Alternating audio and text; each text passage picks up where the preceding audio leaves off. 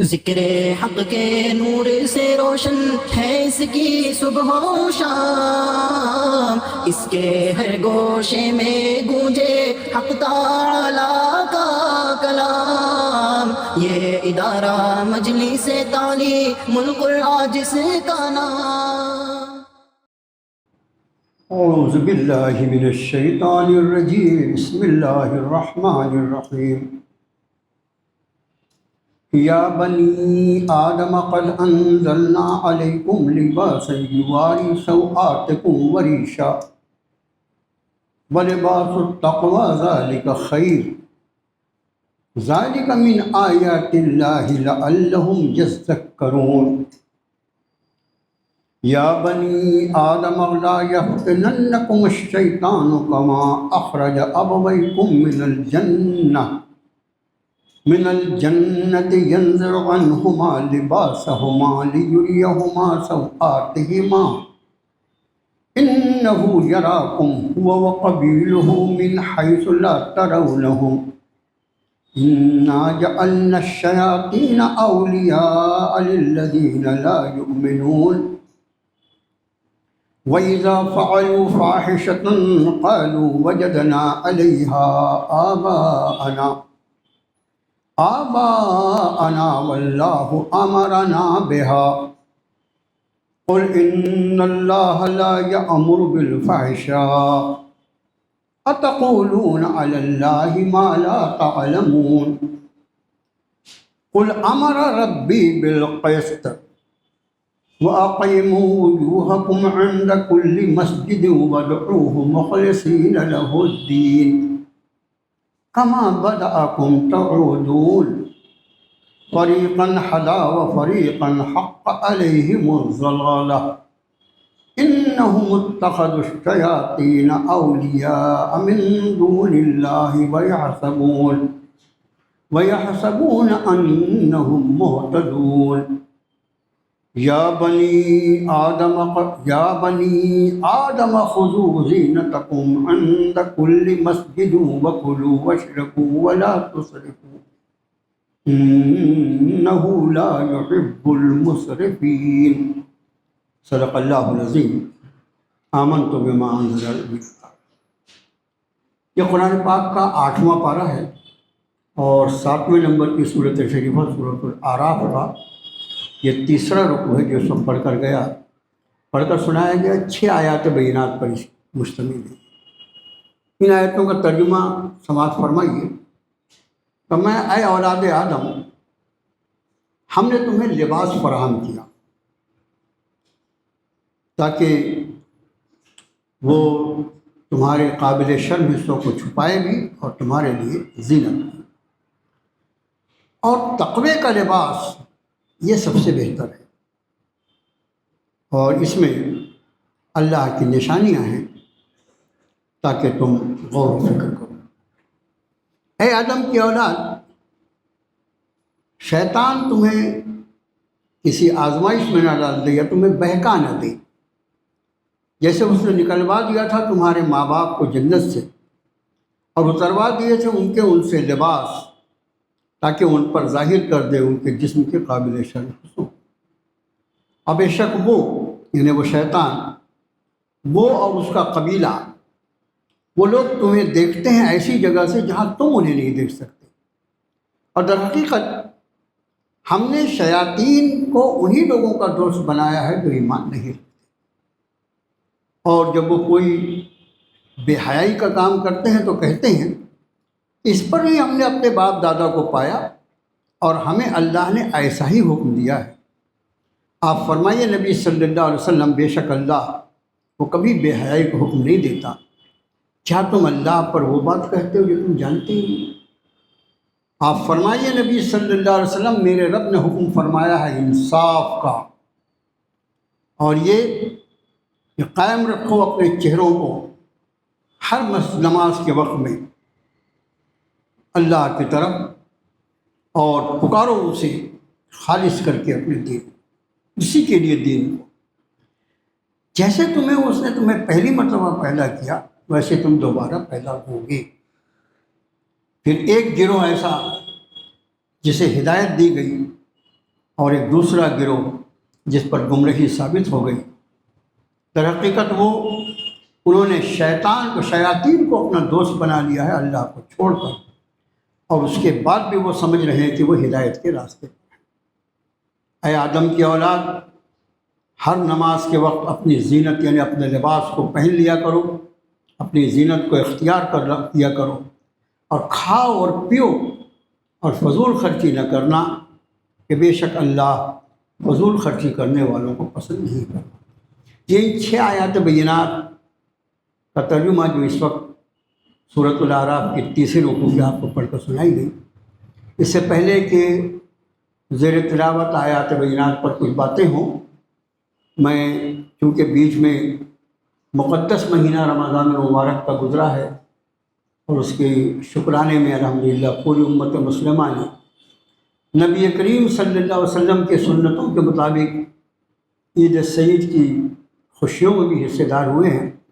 میں آپ سب کو عید کی مبارکباد پیش کروں تو مجلس تعلیم القرآن کی جانب سے اللہ سے یہ دعا کرتے ہوئے کہ اللہ تعالیٰ ہم گنہگار بندوں سے جو کچھ ہوا وہ آپ کی توفیق سے ہوا رمضان میں، اور جو نہیں ہوا وہ ہماری بدنصیبی کی وجہ سے نہیں ہو سکا، اس کے لیے ہم معذرت خواہ ہیں، اور جو کچھ ہوا ہے اس کے لیے ہم دعا کرتے ہیں کہ ہم اس سے بہتر کچھ نہیں کر سکتے تھے، بس اسی کو قبول فرما لیجیے، اور ہماری بھی اور ہمارے والدین کی بھی اور ہمارے اقربا کی بھی اور ہمارے متعلقین کی بھی اور ہمارے سارے مرحومین کی بھی اپنے فضل اپنے کرم سے مغفرت فرما دیں۔ یہ سورۃ شریفہ سورۃ الاعراف جو ہے، اس کا نام سورۃ الاعراف کیوں ہے یہ شروع میں عرض کیا جا چکا ہے۔ آج کے مضامین جو ہیں اس میں اس کا تعلق پچھلے رکوع کے مضمون سے۔ پچھلے رکوع میں حضرت آدم علیہ نبی صلاۃ والسلام اور حضرت حوا کو جو اللہ نے جنت میں رکھا تھا، جب تک اس نے چاہا، کتنے برس رکھا، کتنی مدت تھی، یہ کوئی بحث کرنے کا یا موضوع نہیں ہے، کہ یہ ہے، یہ ہمارے ایمان کا ایک جز ہے کہ ہمارے والد محترم کو اور ہماری والدہ محترمہ کو اللہ نے طویل مدت تک جنت میں رکھا، اور پھر اللہ کی اس فیصلے کے مطابق جو اس نے اس کائنات کے متعلق مقدر فرما دیا تھا، ان دونوں کو پھر وہاں سے زمین پر بھیجا، اور وہاں جب تک وہ تھے تو رب کائنات نے انہیں ایک درخت کے قریب نہ جانے کا حکم فرمایا تھا، اور اس کے سبب باقی جنت میں کو مباح رکھا تھا کہ جو چاہو جہاں چاہو جو کھاؤ پیو آرام سے یہاں۔ لیکن جیسا میں نے عرض کیا ایک جملہ تھا کہ اللہ کی لکھی ہوئی تقدیر کے مطابق دونوں نے اس درخت کو چکھ لیا، اور اس کے بعد پھر اللہ نے ان کو زمین پر اتار دیا۔ اس رکوع میں نے ایک بات عرض کی تھی، اور ہمیشہ یہ خیال رکھیں، عموماً لوگوں میں یہ بات مشہور ہے، اور دیکھو جتنی غلط سلط باتیں مشہور ہیں ہمارے یہاں، اس سب کی وجہ یہ ہے کہ قرآن شریف سے ہم دور ہیں۔ قرآن جن حقائق کو بیان کرتا ہے، امت ان حقائق کو اسی وقت جان سکتی ہے جبکہ وہ قرآن سے تعلق رکھتی ہے۔ عام طور سے مشہور ہے کہ وہ جو درخت کو چکھ لیا تھا حضرت آدم اور حضرت حوا نے، اس کی وجہ سے پھر ان کو زمین پر اتار دیا، حالانکہ ایسا نہیں ہے، بلکہ خود ہم پچھلے رکوع میں وہ آیت شریفہ پڑھ چکے ہیں جس میں حضرت آدم علیہ السلام کو اللہ نے دعا سکھلائی، ربنا ظلمنا انفسنا وان لم تغفر لنا وترحمنا لنکونن من الخاسرین، اے ہمارے رب ہم نے اس کو چکھ کر اپنا نقصان کر لیا، اور اگر آپ نے ہمیں معاف نہ فرمایا، رحم نہ فرمایا تو ہم کو نقصان اٹھانے والوں ہیں۔ اللہ نے ان کی توبہ قبول فرمائی۔ فتاب علیہ، فتاب علیہ قرآن شریف میں کتنے مطلب ہے، فتاب علیہ، اللہ نے ان کی توبہ قبول فرما لی۔ اب ایک سوال یہ پیدا ہوتا ہے کہ جب توبہ قبول ہو گئی تو اس کے بعد پھر جنت سے زمین پر کیوں بھیجا؟ یہ میرے سمجھ میں نہیں آتا کہ یہ سوال کیوں ہمارے ذہن میں آیا۔ جب حضرت آدم علیہ السلام کو بنانے کا اللہ نے فیصلہ فرمایا، اسی وقت حضرت حق نے فرشتوں سے فرمایا تھا، انی جاعل فی الارض خلیفہ، میں زمین پر ایک خلیفہ بنانے والا ہوں۔ تو زمین کی خلافت کے لیے حضرت آدم علیہ السلام کو اللہ نے پیدا فرمایا تھا، اس لیے جب زمین پر اتارا گیا ان کو، تو یہ اللہ کا لکھا ہوا پہلے سے طے شدہ فیصلہ تھا، اور بیچ میں جو ایک واقعہ ہو گیا وہ اس درخت کو چکھنے کا، اور اس کے بعد اللہ عز و جل کی بارگاہ میں دونوں حضرات کا، حضرت آدم و حضرت حوا کا، اپنی مغفرت کی درخواست پیش کرنا، اور پھر اللہ کا ان فتاب علیہ، اللہ نے ان پر توجہ فرمائی، ان کی توبہ قبول فرمائی۔ یہ بیچ میں ایک واقعہ پیش آیا، اور پھر بھی اس کے بعد حضرت آدم علیہ السلام کو جو زمین پر بھیجا گیا، حضرت حوا کو، اس کی وجہ یہ تھی کہ ان کو زمین کے لیے پیدا کیا گیا۔ یہ ہمیشہ خیال رکھیں۔ اب یہاں پر یہ ہوا، فرماتے یا بنی آدم قد انزلنا علیکم لباس، اے بنی آدم ہم نے تمہیں، دیکھو لفظی ترجمہ اگر ہم اس کا کریں گے تو لفظی ترجمہ ہوگا اے بنی آدم ہم نے نازل فرمایا تم پر لباس۔ لباس نازل فرمایا یعنی انسان کی فطرت میں اللہ نے لباس کی ضرورت کو رکھی۔ کوئی انسان جس کی عقل جگہ پر، اصل میں سارے احکام کا مکلف آدمی کب ہوتا ہے؟ جب اس کو عقل جو اللہ نے دی ہے وہ سلامت رہے۔ کوئی سمجھدار انسان اپنے آپ کو بغیر لباس کرنا کبھی بھی پسند نہیں کرتا، کیونکہ لباس جو ہے اس کی فطری ضرورت ہے، اللہ نے اس کی ضرورت کو اس کی فطرت میں رکھا ہے، اور جن چیزوں کو ضرورت اللہ نے ہماری فطرت میں رکھا ہے ان ساری چیزوں کو اللہ نے ہمارے لیے مہیا فرما دیا۔ ہمارے لیے ان ساری چیزوں کو، جیسے بھوک لگتی ہے، پیاس لگتی ہے، کتنی وافر مقدار میں ہمارے پیٹ بھرنے کی اور ہمارے پیاس بجھانے کی چیزوں کو اللہ نے زمین میں رکھا ہے۔ اسی طرح لباس کا تعلق انسان کے اندر رکھے ہوئے جذبہ شرم و حیا سے۔ آپ دیکھیے سارے دوسرے جاندار جو اس زمین پر پائے جاتے ہیں ان میں اور انسان میں جو زبردست اور بین فرق ہے وہ لباس ہے۔ اور جو دوسرے جاندار ہیں ان میں شرم و حیا کا جذبہ، کہ جب جذبہ ہی نہیں ہے تو ان کو پھر لباس کی کیا ضرورت؟ پھر اللہ نے قدرتی طور پر ان کے جسم کے قابل شرم حصوں کو چھپانے کا جو الہی انتظام ہے وہ ہے۔ بعضوں کو پر ایسے دے دیے، بعضوں کو دم رکھ دی، کچھ ایسا رکھ دیا ایسا کہ ان کے قابل شرم حصے چھپے رہتے ہیں عام طور سے۔ لیکن انسان فرمایا ہم نے تمہیں لباس عطا فرمایا، ہم نے تمہیں لباس مہیا فرمایا، جواری سوآتکم وریشا، تاکہ وہ تمہارے قابل شرم حصوں کو چھپائے، اور وہ ریشہ، دیکھو یہ ریشہ لفظ جو ہے نا عربی میں اس کا مطلب ہوتا ہے زینت، سجاوٹ، انسان کی زینت ہے یہ لباس۔ یہی وجہ ہے کہ کوئی بھی ہوش مند آدمی کبھی بھی کسی بے لباس انسان پر نظر ڈالنا پسند ہی نہیں کرتا۔ کبھی غلطی سے اگر کہیں ایسی نظر پڑ جائے تو آدمی فوراً اپنی آنکھ بند کر لے گا، اپنی آنکھیں ہٹا لے گا وہاں سے، توبہ توبہ استغفر اللہ، یہ بیچاری کی مان لی کیا مجبوری ہے، میں نے کیسے اس پر نظر۔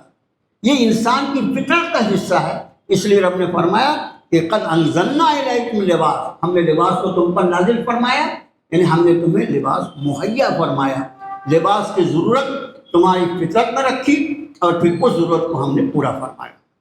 وَلِبَاسُ التَّقْوَىٰ ذَلِكَ خَيْرٌ، جس طرح یہ لباس تمہیں بے حیائی اور بے شرمی سے بچاتا ہے، اسی طرح تم اپنے اوپر اللہ کے تقوی اور پرہیزگاری کا لباس بھی اوڑھ لو، یہ تقوی کا لباس تمہیں اللہ کے عذاب سے بچائے۔ اب دیکھیے کتنا، اب یہ بھی جو ماہ مکرم ودا ہوا ہے، اس پورے ماہ مکرم میں امت مسلمہ سے کس چیز کی مشق کروائی تھی؟ اتقوا، اللہ کا تقوی۔ فرمایا یہ جو ظاہری لباس ہم نے تمہیں دیا ہے یہ بھی تمہاری ضرورت ہے، اور اس کے ساتھ ہی تقوی کا لباس۔ اچھا، تقوی کے ساتھ وَلِبَاسُ التَّقْوَىٰ، اور تقوی کا لباس، یعنی جس طرح یہ لباس ہمارے پورے جسم پہ چڑھا ہوا ہے، جسم کے بہت تھوڑا سا حصہ رہتا ہے جو لباس سے باہر ہوتا ہے عام حالات میں، ہمارا چہرہ، ہمارے ہاتھ، ہمارے پیر، باقی پورے جسم جو ہے لباس سے ڈھکا ہوا ہے۔ اب جس طرح اس لباس نے تمہارے جسم کو ڈھانپ رکھا ہے، اسی طرح اللہ کی پرہیزگاری، اللہ کے احکام کی فرما برداری، اللہ کی نافرمانیوں سے بچنا، اس لباس سے تم اپنے پورے وجود کو ڈھانپ کے رکھو، وہ تمہارا پورا جسم جو ہے وہ اللہ کے تقوی اور اس کی پرہیزگاری کے لباس سے ڈھکا ہو، یہ تمہاری دنیا اور آخرت دونوں کی ضرورتوں کو پورا فرمائے۔ اب اس کے بعد فرمایا ذالک من آیات اللہ لعلہم یشکرون، یہ اللہ کی نشانیوں میں سے، اللہ کی نشانیوں میں سے، یہ اللہ نے دوسری کسی مخلوق کے لیے لباس کا فیصلہ نہیں فرمایا، مجھے اللہ نے میری فطرت میں شرم رکھی، حیا رکھی، اور اس کے بعد اس میرے شرم و حیا کے تقاضوں کو پورا کرنے کے لیے اللہ نے مجھے لباس، یہ فرمائی اللہ کی نشانیوں میں سے ایک نشانی۔ اب لباس کے بارے میں چند باتیں ذرا اپنے ذہن میں رکھیں بھائی، کہ مرد اور عورت جیسے اللہ نے ان کی جسمانی حیت الگ بنائی، ان کی ذمہ داریاں بھی الگ رکھی ہیں اللہ نے، اور اسی طرح ان کے لباس کا طرز اس کو بھی بالکل الگ رکھا۔ کتنا الگ ہے، کتنا الگ ہے، اس کا انداز آپ اس حدیث شریف سے فرما سکتے ہیں جس میں اللہ کے رسول صلی اللہ علیہ وسلم فرمایا کہ اللہ کی لعنت ہو اس مرد پر جو عورتوں سے مشابہت اختیار کرے، اور اللہ کی لعنت ہو اس عورت پر جو مردوں سے مشابہت اختیار کرے۔ اس کا معنی یہ کہ دونوں کو جس طرح اللہ نے ہر اعتبار سے الگ رکھا ہے، ان کا لباس بھی دونوں کا الگ الگ، لباس میں تشبہ، لباس میں ایک یکسانیت بالکل نہیں ہونا چاہیے، بلکہ مرد کا لباس الگ ہو، عورت کا لباس۔ مثال کے طور پر ریشم جو ہے یہ مسلمان مرد کے لیے حرام قرار دیا شریعت مطلق، لیکن عورتوں کے لیے حلال۔ سونا، گولڈ جو ہے ایک زینت کی چیز ہے، عورتوں کے لیے جائز ہے، مردوں کے لیے قطعاً حرام۔ سونے کا ایک باریک سا حصہ بھی استعمال نہیں کر سکتے۔ اسی طرح سے لباس میں جسم کو ڈھانپنے کے تعلق سے اللہ نے دونوں مردوں اور عورتوں کے جسم کی حدیں الگ رکھی۔ جیسے مرد کے لیے جتنا جسم ڈھانپنا فرض ہے، جتنا جسم ڈھانپنا فرض ہے ہر حال میں، وہ گھٹنے سے ناپ ہے۔ گھٹنے سے ناپ تک کا حصہ، یہ خیال رہے، ہمارے یہاں بعض آج کل گیم جیسے فٹ بال اور کچھ ایسے گیم ہیں جس میں وہ کپڑے ایسا پہنا جاتا ہے گھٹنا کھلا رہتا ہے، ساری دنیا اپنا گھٹنا کھول لے، ہمیں اس سے بحث نہیں۔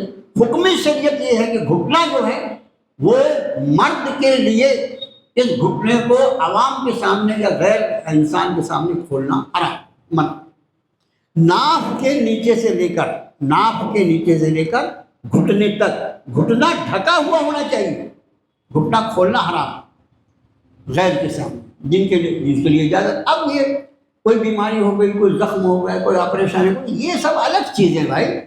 احکام جو بیان ہوتے ہیں وہ عمومی احکام ہوتے ہیں، اور اس میں جو مخصوص حالات ہوتے ہیں وہ الگ، جبکہ عورت کے جسم کے لیے اس کا چہرہ، اس کی ہتھیلیاں اور اس کے قدمیں، ان کو چھوڑ کر پورے جسم کو ڈھانکنا ہر حال میں فرض۔ اب آپ یہ سمجھ لیجئے یہ حد جو ہے یہ فرض کے درجے میں ہے، اگر اس کو آدمی ترک کرے گا تو شدید گنہگار گا۔ اب اس کے بعد اب ہماری نماز کو دیکھ لیجیے، ماشاء اللہ نماز میں جسم کا بڑا حصہ ڈھکا ہوا، یہاں تک کہ سر بھی ڈھکا ہوا۔ میں اکثر کہتا ہوں کہ آدمی بیت الخلاء میں اگر جائے تو اس کو کھلے سر جانے کی اجازت نہیں، سر ڈھکا ہوا ہے۔ کھانا کھائے تو ادب یہ ہے، سنت شریفہ یہ ہے کہ اس کا سر ڈھکا ہونا چاہیے۔ ارے جو دین تم کو کھانا کھانے کے لیے سر ڈھانکنے کا حکم دیتا ہے، جو دین تمہیں بیت الخلاء میں اپنے سر کو ڈھانک کے رکھنے کا حکم دیتا ہے، تم کو نماز کی حالت میں سر کھلا رکھنے کی اجازت دے گا کیا؟ دماغ میں آتی بات عقل قبول کرتی ہے اس کو؟ کیا بیکار کی بات پہ بحث اور مباحثہ کرنا ہے؟ بڑا حصہ جسم کا ہمارا ڈھکا ہوتا ہے، اور یہ کیا ہے؟ یہ نبی کریم صلی اللہ علیہ وسلم کی سنتوں پر ہے۔ میں آپ سے عرض کیا کہ پورے دین کا ڈھانچہ سانچہ جو ہے وہ سنت رسول سے مل کر بنا ہوا ہے۔ اگر سنتوں کو اس میں سے نکال دیں تو پھر زندگی کا کوئی سانچہ ڈھانچہ رہ ہی نہیں جائے۔ تو پورے جسم کو ڈھانکنا، یہاں تک کہ ہماری کوہنیاں، یعنی آپ کوئی آدمی بحث کرے پیشاب جو جسم ڈھانکنا پر اتنے میں نماز تو ہو جاتی ہے، پھر ایک ٹاول لپیٹ لو، گھٹنا بھی ڈھکا رہے گا، ناک بھی ڈھکی رہے گی، پڑھ لو نماز۔ تو فتویٰ تو یہی دے گا مفتی کی نماز ہو گئی، لیکن نماز مکروہ ہے، یہ ناپسندیدہ ہے، اس لیے کہ جو تم نے نماز پڑھی وہ جناب محمد الرسول اللہ صلی اللہ علیہ وسلم کی سکھلائی ہوئی نماز ہے، اور جب تیرے نبی نے اس نماز کو پڑھا تھا تو آپ نے پورے اپنے جسم ہر کو ڈھانپ کے رکھا تھا، تو کیسے ٹاول لپیٹ کے نماز پڑھی؟ آپ سمجھے؟ تو مسئلہ الگ ہوتا ہے، لیکن تقویٰ جو ہوتا ہے اور سنت رسول صلی اللہ علیہ وسلم کی پابندیاں جو ہوتی ہیں اس کا الگ حسن، اس کا خیال رکھیں۔ پھر لباس کے معاملے میں 3 باتیں اور یاد، اللہ کرے کہ مسلمانوں کے ذہن میں یہ بات بیٹھے۔ لباس اتنا باریک ہو جس سے جسم جھلک رہا ہو تو اس پر لباس کا حکم نہیں لگتا۔ لباس پہنا ہے، کرتا پہنا ہے، مگر کرتا پہننے کے بعد بھی بدن جھلک رہا، تو یہ کرتا نہیں پہننے جیسا ہے۔ آپ سمجھیں، اتنا باریک لباس جس سے جسم دکھائی دیتا ہے۔ ارے لباس کا مطلب ہوتا ہے ڈھانپنے والا، ایسا کیسے وہ لباس ہو جائے گا جس کے پہننے کے بعد بھی جسم دکھائی دے گا؟ کیسا لباس؟ اس کو لباس نہیں کہا۔ 1 نمبر، اتنا باریک لباس جس سے جسم جھلکتا ہو وہ لباس نہیں کہلاتا۔ اتنا چست لباس، اتنا ٹائٹ لباس جس سے جسم کی ساخت جھلکتی ہے وہ بھی لباس نہیں کہلاتا۔ اس کو پہننے کے بعد بھی آدمی بڑھا نہیں سکتا۔ اور تیسرے، اتنا مختصر لباس، اتنا تھوڑا سا لباس، جیسے میں نے آپ سے عرض کیا کہ آدمی ٹاول لپیٹ کے آ گیا کہ میں نے فرض حصہ سمجھ، بہت اچھا کیا تم نے، جسم کا فرض حصہ چھپا لیا لیکن باقی کا چھپانا سنت ترک کر دیا۔ اس لیے اس حال میں بھی آدمی کو دیکھنا پسند نہیں کرے، کیا ویسے اڑ کے آ گیا کہ گھر میں سے کپڑے وپڑے پہن کے آئے۔ تو 3 چیزیں، لباس کا باریک ہونا جس سے جسم جھلکے، لباس کا چست ہونا جس سے جسم کی ساخت دکھائی دے، اور تیسرے لباس کا اتنا مختصر ہونا۔ یہ تینوں چیز جو ہے یہ لباس کے آداب کے خلاف، اس کا خیال رکھیں۔ اب اس کے بعد اگلی آیت شریفہ میں فرمایا، یا بنی آدم، اے انسان، اے اولاد آدم، شیطان تمہیں بہکا نہ دے، کما اخرج ابویکم من الجنت ینزع عنہما لباسہما لیریہما سوآتہما۔ اے بنی آدم، دیکھو شیطان تمہیں بہکا نہ دے، جیسے اس نے تمہارے ماں باپ کے ساتھ کیا تھا، ان کو جنت سے نکلوا دیا تھا، ان کے کپڑے اتروا دیے تھے اور ان کے جسم کے قابل شرم حصہ میں کو ظاہر کر دیا تھا ایک دوسرے۔ اس کا معنی کہ شیطان کا سب سے بڑا حملہ جو اس نے انسان پر کیا، سب سے پہلا حملہ وہ بے حیائی۔ حضرت آدم اور حضرت حوا نے اس کے پہلے ایک دوسرے کا جسم نہیں دیکھا تھا، جسم کھل گیا اس درخت کو ہاتھ لگاتے سے، تو شیطان کا سب سے پہلا حملہ جو انسان پر ہوا وہ بے حیائی کے لائن سے ہوا۔ اور آج بھی آپ دنیا میں دیکھیں کہ جتنی برائیاں اس دنیا میں پنپ رہی ہیں ان سب کی بنیاد بے حیائی بے شک۔ اس سے میرے بھائیوں، اہل ایمان کو، باقی دنیا کیا کر رہی ہے ان کو کرنے دو، وہ اپنا معاملہ اللہ کے سامنے رکھیں گے اور پیش کریں گے، اور پھر جو ان کا ہوگا۔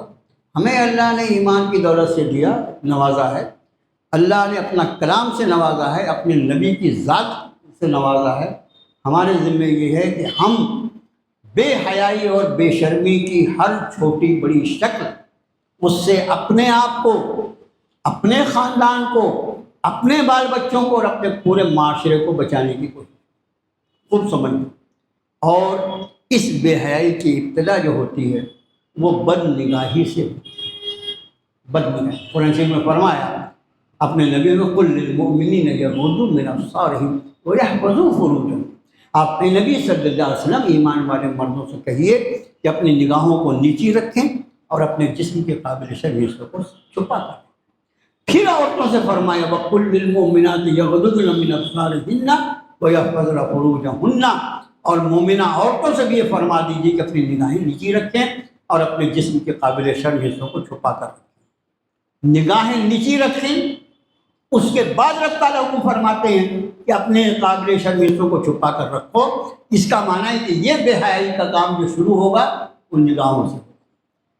میرے بھائیو، آج کے دور میں اپنی نگاہوں کی حفاظت، ویسے تو ہر دور میں وہ عبادت رہی ہے، لیکن ایسے دور میں جب کہ نگاہوں کی حفاظت بہت بڑا مسئلہ بن جائے، پھر یہ اتنی ہی زبردست عبادت بن جائے۔ آج کے وقت میں بے حیائیوں کا جو دورہ ہے، اور اس کے بعد ان بے حیائیوں میں بہت اہم ترین رول جو ہے وہ ہمارے موبائل کا ہے، ہمارے نیٹ کا ہے، ہماری فیس بک کا ہے۔ یہ ساری بلائیں جو ہیں، اب یہ بھی ایک عجیب بات ہے کہ اس موبائل کو ہماری زندگی کا ایک اہم جزو بن گیا ہے۔ وہ اپنی جگہ، لیکن آپ سمجھ لیجئے کہ ضرورت زندگی کو پورا کرنا ایک الگ چیز ہے، اور اس کے بعد اس کا غلط استعمال جو ہے اس سے اپنے آپ کو بچانا یہ دوسرا باب ہے۔ پوری امت بطور خاص نوجوانوں کو آج کل کے بچوں کی بدچلنی اور آج کل کے بچوں کا ضائع ہونا جو ہے اس کی ساری بنیاد جو ہے صرف موبائل، اس کو سب کچھ ضائع ہو گئی نوجوان نسل، ہاتھ سے نکل گئی نوجوان نسل، اور اس کا وجہ جو بنی۔ اب اس پہ ہم کتنا قابو پا سکتے ہیں، اپنے بچوں کو کتنا کنٹرول میں رکھ سکتے ہیں، ورنہ آئے دن اخباروں میں یہ ہوتا ہے کہ بھئی ایک 16 سال کا بچہ جو ہے وہ گھر چھوڑ کے چلا گیا، اور اگلے دن معلوم ہوا کہ جمعہ تالاب میں اس کی لاش ملی۔ جب اس کے گھر میں پوچھا کہ بھئی کیا بات تھی، کیوں چلا گیا تھا، تو معلوم ہوا کہ والد صاحب نے اس کا موبائل چھین لیا تھا، تو اس کو غصے میں جا کے اس نے اپنی جان دی۔ آئے دن یہ خبریں، میرے بھائیوں بہت احتیاط سے زندگی گزاریں، اور قرآن شریف کی روشنی میں سورہ یوسف کا کہ اللہ کی حفاظت کے سوا کوئی حفاظت، فاللہ خیر حافظ، حضرت یعقوب علیہ السلام نے فرمایا تھا فاللہ خیر حافظ وہو ارحم الراحمین، بہترین حفاظت بس اللہ کی حفاظت ہے، اور وہی سب سے زیادہ رحم و کرم فرمانے والا ہے، اس کا بہت خیال رکھیں۔ یہاں فرمایا کہ شیطان تمہیں بہکا نہ دے، جیسے اس نے تمہارے والدین کے کپڑے اتروا دیے تھے اور ان کے قابل شرمندگی کو ظاہر کروا دیا تھا۔ وہ اور اس کا قبیلہ، وہ شیطان اور اس کا قبیلہ یعنی اس کی پوری جماعت، وہ تمہیں ایسی جگہ سے دیکھتے ہیں جہاں سے تم انہیں نہیں دیکھ سکتے۔ یہ ایک بڑی مصیبت ہے، یہ ہمارا سب سے بڑا دشمن ہے، یہ ہمارا سب سے بڑا دشمن ہے۔ ہر دشمن سے بچاؤ کی آدمی تدبیر کرتا ہے، اس دشمن کو دیکھ کر اس کی چالوں کے اعتبار سے یہ اپنی چال چلتا ہے، اپنے آپ کو بچانے کی کوشش کرتا ہے۔ لیکن ایسا دشمن جو دکھائی نہیں دیتا، اس سے کیسے؟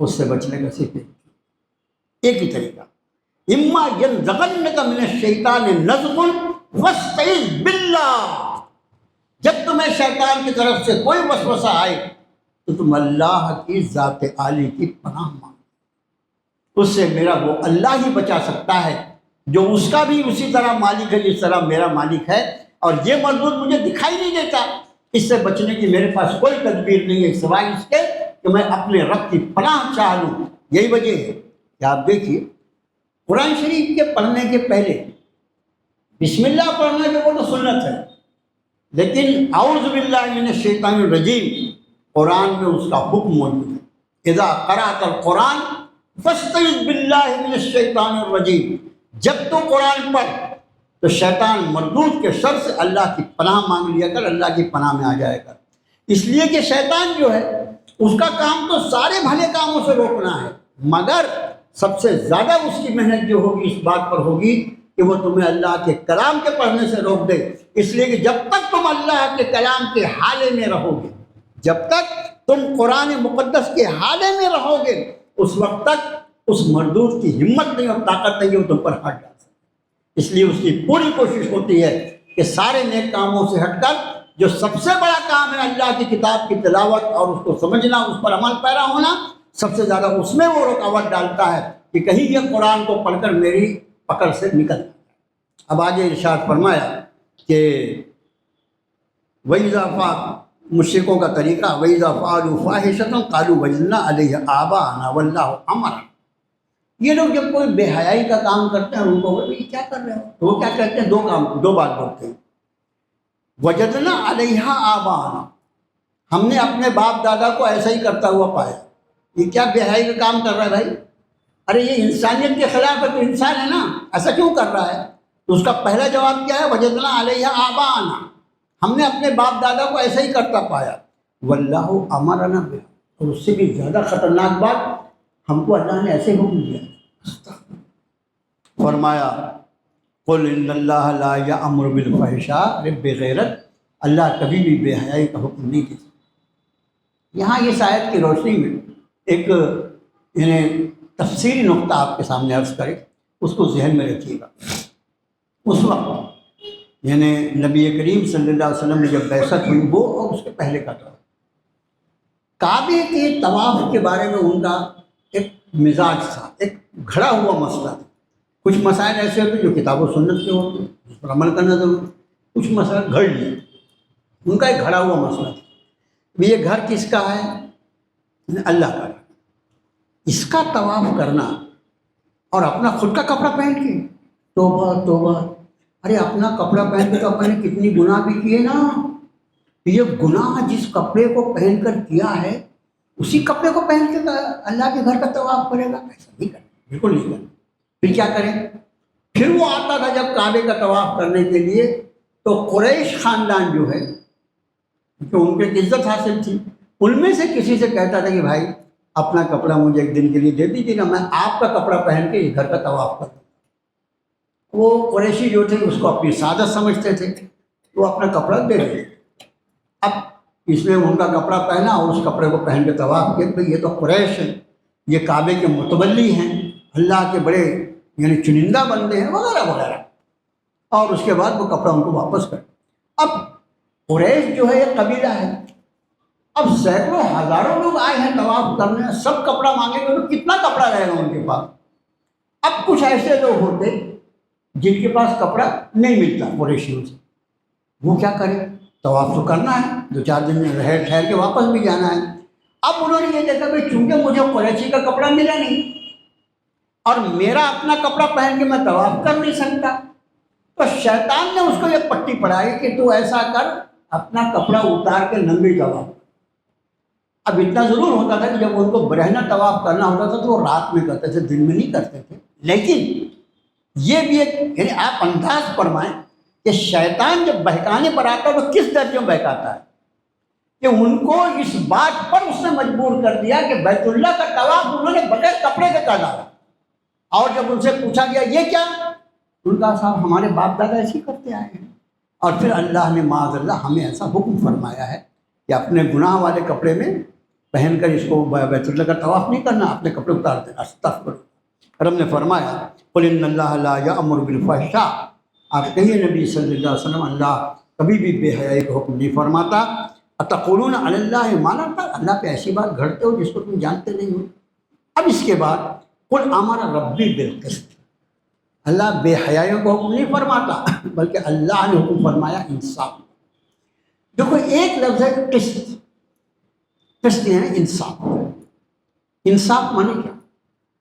انصاف پر ایک تو یہ ہوتا ہے کہ برابری کا معاملہ کیا جائے، کوئی اختلاف کسی کا ہو گیا، کوئی جھگڑا ہوئی، کوئی لڑائی ہوئی، اس کو بھی انصاف کرتے ہیں۔ لیکن انصاف کا اصل معنی جو ہے وہ یہ کہ اللہ نے جس چیز کے لیے جو حکم فرمایا ہے اس کو اس کے مطابق استعمال کرنا انصاف ہے، اور اس کے خلاف استعمال کرنا ناانصاف۔ اس لیے کیا پیارا انداز ہے، قل امر ربی بالقسط۔ تم بے حیائیاں کرتے ہو اور کہتے ہو اللہ نے حکم دیا، نہیں، اللہ نے حکم دیا انصاف۔ اور جب اللہ نے انصاف کا حکم دیا ہے اور اللہ نے اپنے آپ آخری نبی کو جب مبعوث فرما دیا تو انصاف کا تقاضا یہ کہ تم اس نبی کی اتباع اختیار کرو اور ان پر ایمان لاؤ، اور اگر ایسا نہیں کرو گے تو تم انصاف کے تقاضوں کو پورے کرنے والے نہیں۔ ایک لفظ قل امر ربی بالقسط۔ اب اس کے بعد وقت پورا ہو رہا ہے درس کا، آخری آیت پہ آئیں، یا بنی آدم خذوا زینتکم عند کل مسجد، اے بنی آدم ہر نماز کے وقت میں اپنی زینت کو اختیار کرو۔ زینت پیچھے لفظ آیا ریشہ، یہاں پر تو زینت ہی کا لفظ استعمال کیا۔ یہ زینت لفظ جو ہے یہ خود قرآن کا لفظ ہے۔ فرمایا اے آدم کی اولاد خذوا زینتکم عند کل مسجد، ہر نماز کے وقت اپنی زینت کو اختیار کرو۔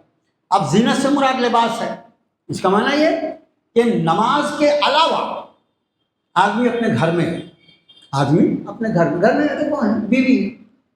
بیوی ہے، یہ ہے میاں بیوی ہے، تو ظاہر ہے کہ وہاں پر پردے کے احکام اتنے سخت تھوڑی رہے، وہاں آدمی ہلکا پھلکا لباس پہنتا ہے، کوئی حرج کی بات۔ لیکن جب پھر نماز کا وقت آتا ہے، دیکھو نماز کے اوقات میں آدمی کس کے سامنے کھڑا؟ ہم لوگوں کا مزاج لباس کے بارے میں کیا ہے؟ ہمارا مزاج یہ ہے کہ ہم جیسی مجلس میں شرکت کرنے جا رہے ہیں اس اعتبار سے ہم لباس اختیار کریں۔ ٹھیک ہے، شادی میں جا رہے ہیں اور پارٹی میں جا رہے ہیں، کسی فنکشن میں جا رہے ہیں تو سب سے اچھا لباس سج دھج کے کتنا سجا سکتے ہیں اپنے آپ کو۔ کیوں؟ کہ وہاں بڑے بڑے لوگ آئیں گے، معززین شہر آئیں گے، ان کا سامنا کرنا ہے، اس لیے اپنے آپ کو اتنا سجا دیا۔ لوگوں میں اللہ کی مخلوق کا اتنا خیال، اور جب خالق کی بارگاہ میں کھڑا ہونا ہے تو جو سب سے گیا گزرا کپڑا ہوگا وہ پہن کر، ارے وہ جو کپڑا دھونے میں ڈالنے والے دے دو میں نماز پڑھنے جا رہا ہوں، جو کپڑا دھونے میں ڈالنے والے تھے وہ دے دو میں نماز پڑھنے جا رہا ہوں۔ اور جب شادی میں جانا ہے تو سب سے اچھا کپڑا الماری میں سے نکالا جائے گا، اور جب نماز کے لیے آنا ہے اس کا خیال ہی نہیں کہ میں نے کیسا۔ میں آپ سے عرض کرتا ہوں یہ مزاج غیر اسلامی مزاج ہے۔ ہماری حاضری اللہ کی بارگاہ میں ہے، مالک الملوک کی بارگاہ میں ہے، شہنشاہوں کے شہنشاہ کی بارگاہ میں ہے، اس ذات کی بارگاہ میں جو ہمارا خالق بھی ہے، مالک بھی ہے، جس کی بارگاہ میں ہمیں لوٹ کر جانا ہے، اور ہمارے پاس جو کچھ ہے اسے اللہ کا دیا ہوا ہے۔ اس لیے ہمارا سب سے بہتر لباس ہونا چاہیے جب ہم حالت نماز۔ پوری امت کا مزاج ایسا ہے کہ نماز کے لیے سب سے ہلکا کپڑا، اور باہر گھومنے پھرنے اور میلے ٹھیلے کے لیے اور شادی بیاہ کے لیے اعلیٰ ترین لباس۔ کیا مزاج بنا کے رکھا ہے۔ فرمایا اپنی ہر نماز کے وقت اپنی زینت اختیار کرو۔ زینت کس کو کہتے ہیں؟ بہترین لباس جو ہے اس کو اختیار کرو، اور کھاؤ پیو، کلو وشربو ولا تسرفوا، کھاؤ پیو، فضول خرچی نہیں کرو۔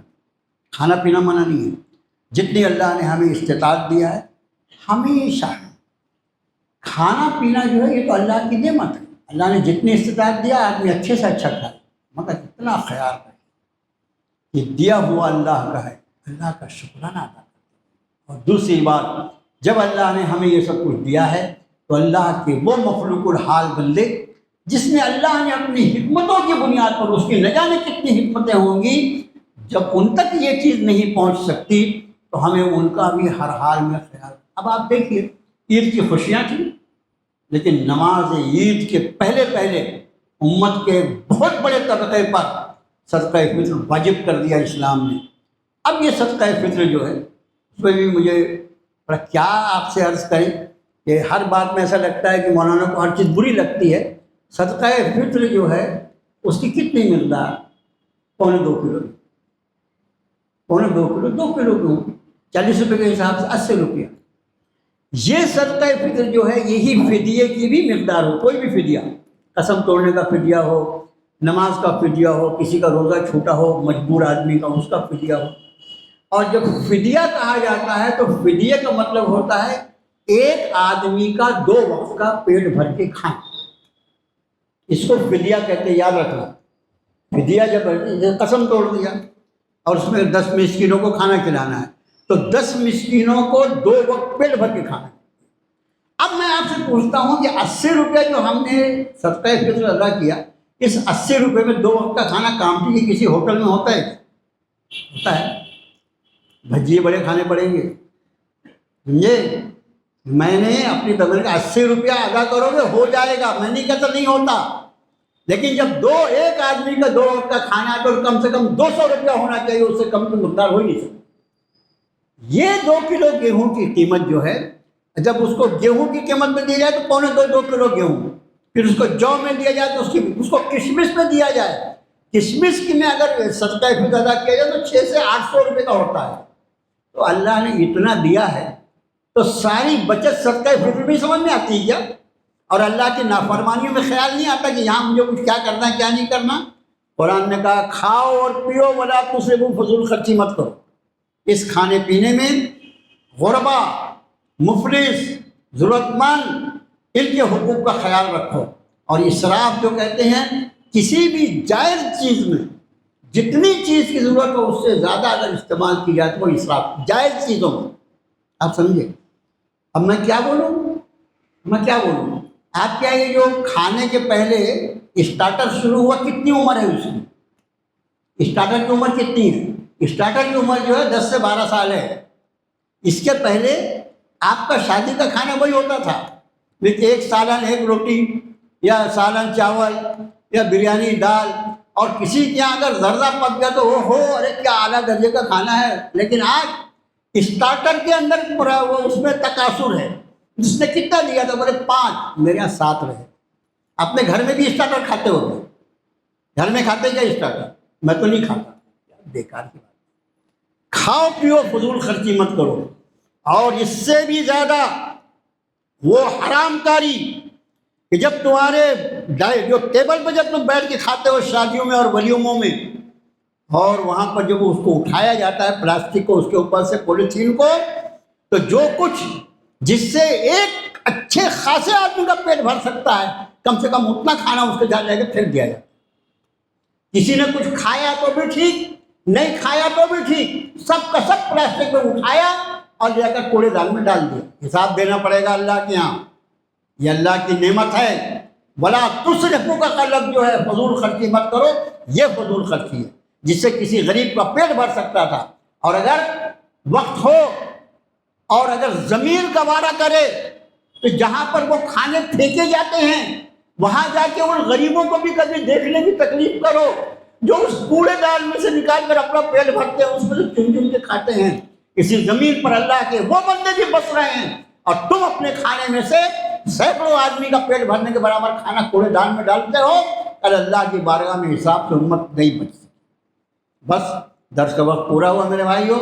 بہت ادب سے عرض کرتا ہوں، جو لوگ کر رہے ہیں اگر ہم بھی وہی کریں، اس سے پھر قرآن کے پڑھنے سے اور قرآن کے سننے سے ہم نے کوئی فائدہ حاصل نہیں کیا. اپنا طرز بدلو، اپنی سوچ بدلو. تم انسانی معاشرہ جو ہے اس کی فرما برداری تمہارے ذمہ نہیں ہے، تمہارے ذمہ اللہ اور اس کے رسول کی. اس میں خیریت ہے، اس میں عافیت ہے، اس میں دنیا اور آخرت کی بھلائی ہے. اللہ سے دعا ہے اللہ تعالیٰ مجھے بھی آپ کو پوری امت مسلمہ کو رجوع الی الکتاب اور رجوع الی السنہ کی توفیق عطا فرمائے. ربنا آتنا فی الدنیا حسنہ وفی الآخرۃ حسنۃ وقنا عذاب النار.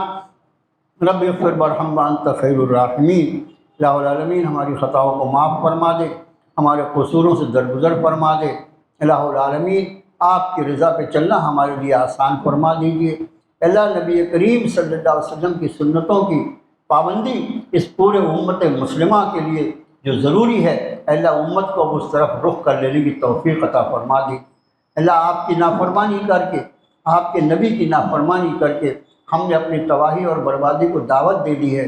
الہ العالمین ہمیں معاف فرما دے، ہمیں لوٹ آنے کی توفیق عطا فرما. اللہ ہمیں لوٹ آنے کی توفیق عطا فرما. صلی اللہ تعالیٰ علی خیر خلقہ محمد و آلہ وسلم.